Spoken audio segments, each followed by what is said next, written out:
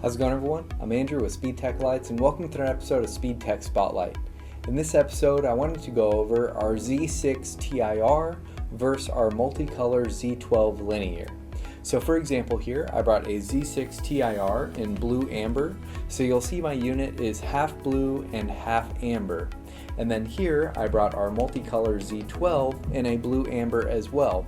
Now you'll notice your unit is flashing back and forth between blue and amber, which is its primary and secondary color.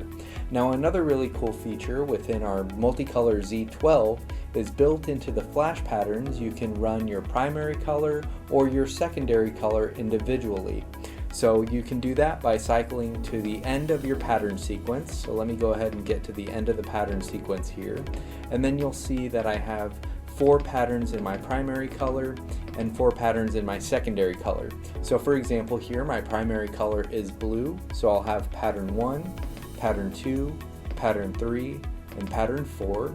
And then I'll have 4 patterns in my secondary color, which is amber. So I have pattern 1, pattern 2, pattern 3, and pattern 4.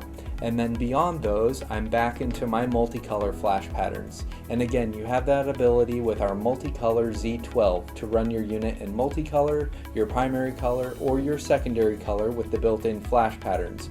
And then again, for example, this is our Z-6 TIR in blue amber, which is half blue and half amber.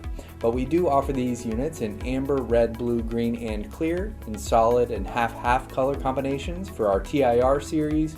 And then we offer these units in amber, red, blue, green, and clear multicolor in our MultiColor Z series. And again, we have these sizes available in our Z3, Z4, Z6 in our TIR models, and then we have our Z6, Z8, and Z12 sizes in our MultiColor series. So hopefully that can clarify the difference between our TIR single and dual color and our MultiColor linear.